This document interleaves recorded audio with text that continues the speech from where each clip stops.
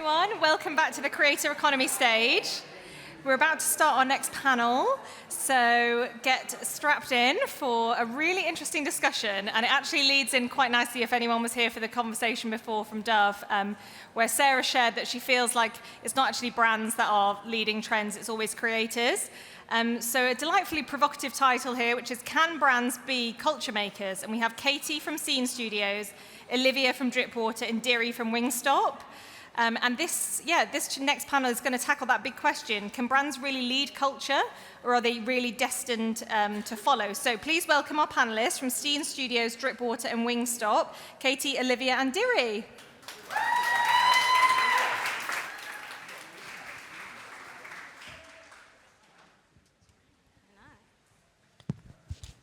Hi, everyone. I feel like we need to change the water sponsor to start with, because we have Olivia from Drip, and we're holding Cano, but welcome to the next session on the Creator Economy and Cultural Marketing stage. I'm Katie, Managing Director at Scene Studios.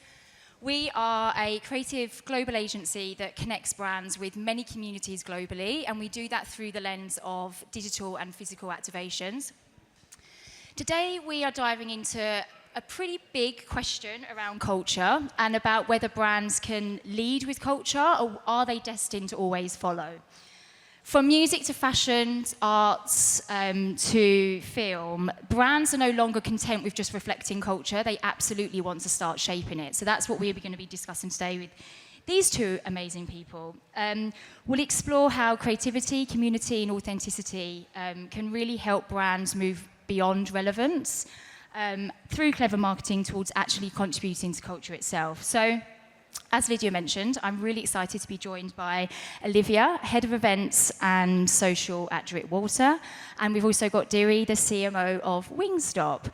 We've seen both of these brands make pretty big waves consistently through building, meaningful community-first collaborations, earning their stripes well and truly when it comes to culture. Not through noise, but through really clear understanding of what drives their audiences. So they are the best people to be up here with me today to discuss culture. So let's head straight into it. Let's head straight into it and kick off about success. How do we talk about success when it comes to culture marketing? So I don't know whether, Olivia, you can take this one first. Yeah, when sure. you make steps into culture through partnerships or collaborations, what does success mean? How do you measure success beyond, likes and reach? I think for us, when it comes to success, it means looking at the cultural currency as opposed to the more conventional metrics. So, starting a partnership or a community project, it's easy to kind of reach for the likes, the reach across socials, but for us, success is being there for one, being able to integrate into the community, and then it's also understanding the cultural currency behind that. So as a brand, we're all very, very aligned on the fact that, to be able to enter these spaces and to remain there and build long-term partnerships, that really is the goal. So I think just having a seat at their table, that's success, and then how we can measure that is the longevity of it. So being able to build a long-term relationship, being able to grow with them as a brand, and then being able to, keep expressing creative freedom and trying new things with them and continuing to grow, as opposed to, your more common KPIs, so likes on a post or the reach. Diri, over to you. Stolen pretty much everything I was going to say. I think not focusing on likes, that was the first thing I kind of tried to get everyone in the business to be mindful of. Looking at shares, comments, and the responses you get back from your community. And the other side is the people that you partner with, whether they're willing to keep building that relationship, as Olivia said, to build long-lasting relationships that actually mean more than just LinkedIn posts. I think if you're aiming for likes on LinkedIn as part of your community interactions and your community partnerships, you're probably going down the wrong route. And actually, you want your everyday audience to be championing you and giving you that feedback in your comments. No, and I completely agree. I think shareability and cultural currency is ever more important. We talk a lot about looking at qualitative feedback as well as quantitative. Even if you get that one share or that someone making it their own, it means that you've made them feel something, and it's not just a kind of step and repeat process of pressing like. So that kind of moves me on to where there may have been moments where actually you've pulled back from contributing to a cultural moment because maybe it didn't feel authentic to you and your brand and what you're trying to achieve, and maybe give some insights to the audience around what guided that decision. Maybe Diri, you can kick this one off. Yeah, I think, do you know what? We've been asked to do quite a few things across the years, and we've been selective at turning up at the right things and not turning up for the sake of someone on that side thinking we're a cool brand to be associated to. You got to be able to read the room and be able to understand if I turn up here, so, you know, if Wingstop turns up at this specific activation or brand moment, is it the right space for us to actually get the interaction and engagement we want from the people in attendance? And I think one part we've started to shift on is a good example might be festivals, and a lot of brands pay ridiculous money to turn up at music festivals, and music is one of our biggest kind of, you know, core pillars. I would rather spend that money putting on our own music night, which is what we did in Shoreditch last December at Village Underground, rather than paying, you know, ridiculous money where the budget doesn't actually equate to the brand building that you want to do. And especially if you're in startup mentality, which is what I think we still are, you've got to hustle the right way and create opportunities for your own audience, for you to make impact, rather than paying to be seen with big influencers who actually do not cut through to who your audience is. You might have a better opinion on that because you guys take it differently, but because you guys don't have brick and mortar stores and you don't have the physical presence, your approach is slightly different, I think, in that form. Yeah, I was going to say there's definitely similarities in a sense of realizing, you know, you can't be in every cultural moment or space. And I think as a team, we understand that, you know, culture, it doesn't expire. There's always going to be another moment, another space. It's easy to get FOMO and try to tap into every field. But for us as a brand, like what Diri was saying, it's about being intentional about the spaces we show up in and just making sure that we can add our drip touch to each moment. And whereas, as Diri was saying, like, we do have a strong presence at festivals, our approach there is to, one, have a physical space to experience the brand, the water, but also we use it as our marketing playground. So, you know, we can interact with people on the ground, we can have that grassroots pull, and we can create really engaging content that showcases the brand's identity, because, you know, just seeing drip in a supermarket on a shelf, it doesn't really tell that story about what we're trying to do and how we actually are heavily influenced by live music and events. So yeah, slightly different approach, but different product. I'd say like integrity and purpose is always the question I put back to even our very small team when we are being put forward opportunities for partnerships, like why are we actually turning up here and what's the purpose behind it? Yeah, we have many a brand come to us and they're like, why aren't we getting the trust and loyalty that we expected by this? And it's like, well, you're picking a moment and you're literally dropping it back. It's about that consistency and that foresight and showing these communities that you're there to support them and actually contribute to what they're trying to achieve in the long run, and not just a short and powerful snip then and there.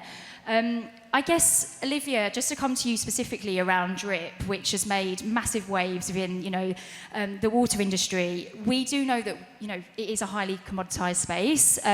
How has drip managed to stand out? You know, how have you guys managed to build something that really stands out in that competitive space?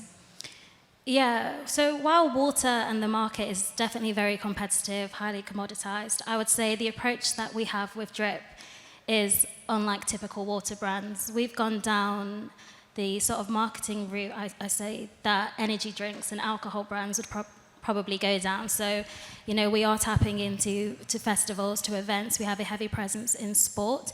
And I think that's what makes us unique as a water brand, because typically, you know, when you go to the supermarket, it's all the energy drinks, it's all the alcohol brands that are branded colorfully, that are, you know, exciting. At the festivals, you'll see activations with alcohol brands, again, energy drinks.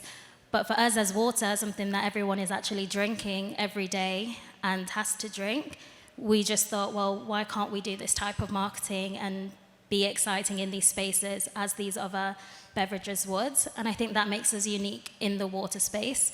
But then also going back to what we just discussed on being intentional about the kind of route that we're going down and the partnerships that we're establishing.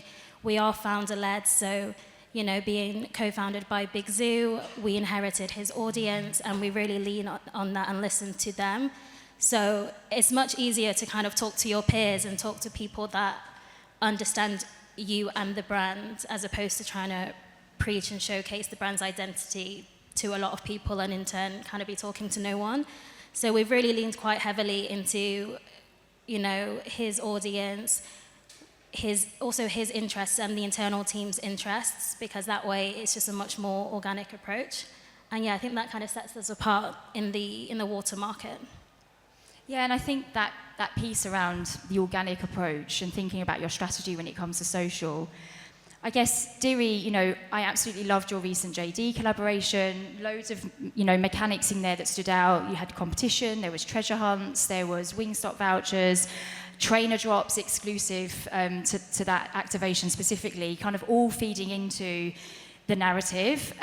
It was really bold and it had a really strong social following. And I guess just touching on what Olivia said about, being organic, how intentional versus organic has the Wingstop cultural strategy been?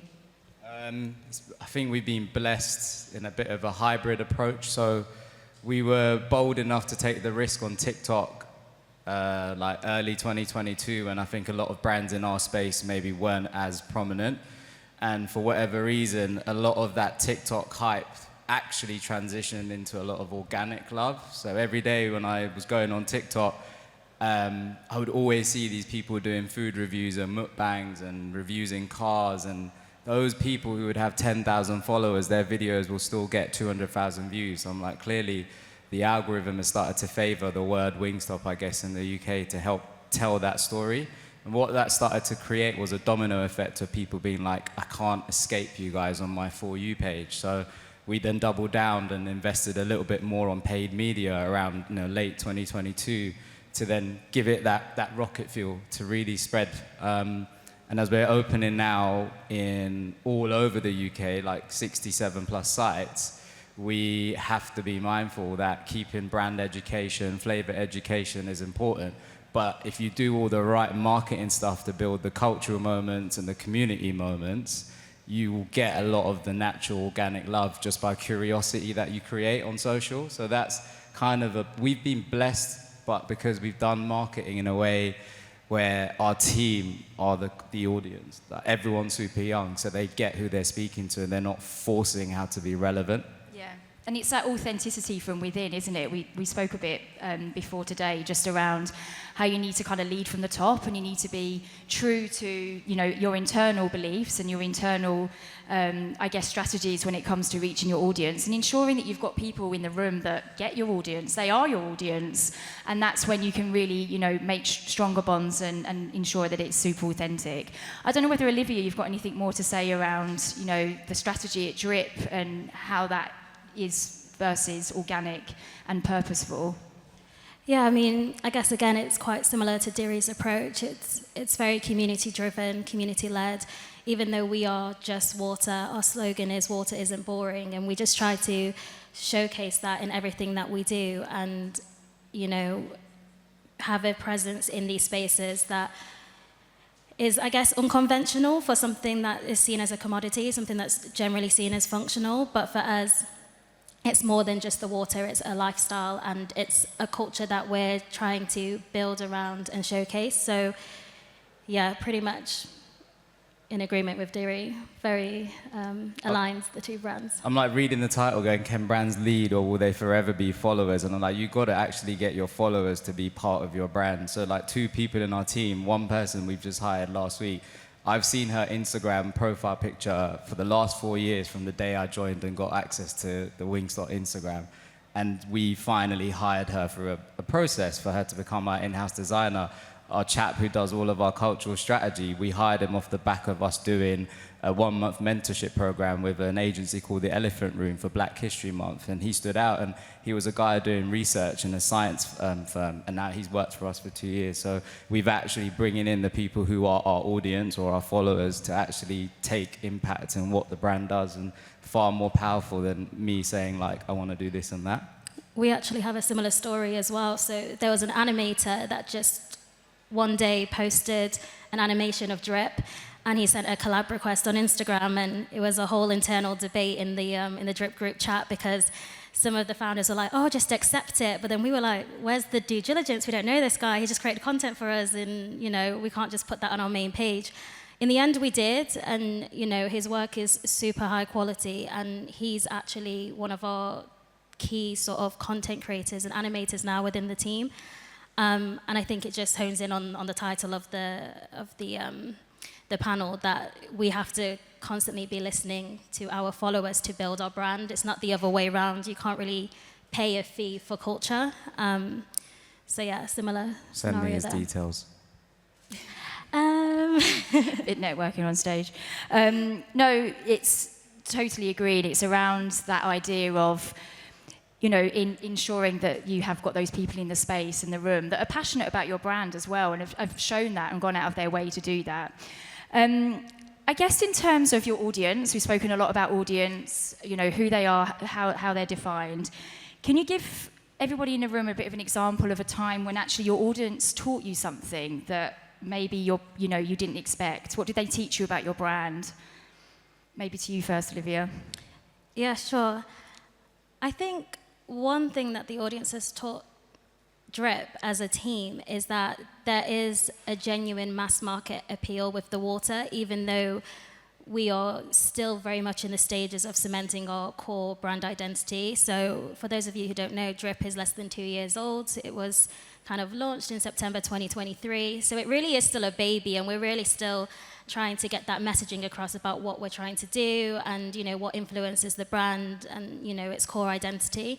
But there is this unique mass market appeal as well. And when I recognized that was 6 months into the brand, we hired a head of sports, because we really wanted to penetrate the sports market. You don't really think of a water of sport, whereas, your Gatorade and energy drinks have a strong presence there. So that is really something that we wanted to enter. And she's an avid runner. She joins the run clubs. So naturally, she brought Drip with her to these run clubs, and it kind of built up over time to the point where we must get at least one new run club every week, reaching out to have Drip and partner with them. But what's unique about that is, we thought, oh, it's just run clubs, the Drip is functional in these spaces, and that's about it. But, believe it or not, runners, they have lives beyond the running, and they are actually, bringing Drip then into all of their unique experiences and sort of lives.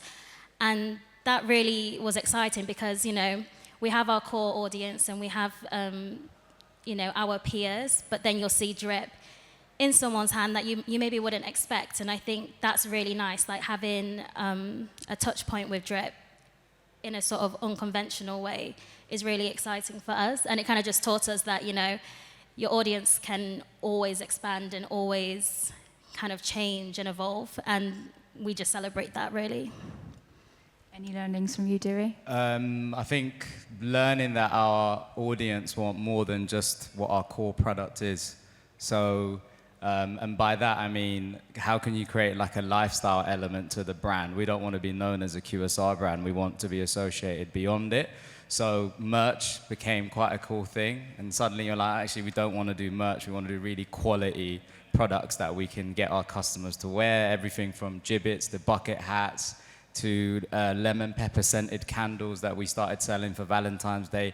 The demand was crazy, and we're like, we're not trying to profit off this. It's all about reinvesting. So everyone who's curated a product for us, it's usually been a young designer who's then been able to get their work onto our bits. And the other side is partnerships, unexpected collaborations with brands that we would never have thought a chicken wing brand could turn up in. So we teamed up with Simba mattress for Valentine's Day, and it was like, are you boning in or are you boneless on Valentine's Day? And someone won a $5,000 bed bundle with pillow, mattress, bed, JD Sports. And for April Fools this year, we did curries, and we did a machine called the deboner that takes the bones out of the chicken and it's still going on the Metro's Instagram and people are still commenting on how stupid the idea is, but that was the whole point. So really like just wake yourself up and go, as an audience or as a consumer, those people also have other interests. How can you tap into them by going around to then bring them back to your product? So when we did our music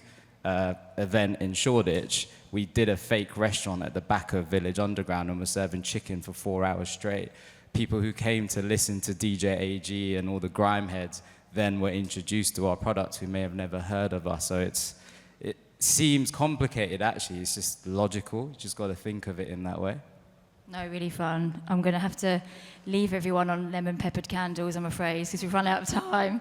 But thank you so much, both of you. I'm sure there's lots of nuggets of information that many brands can take away today. Thank you.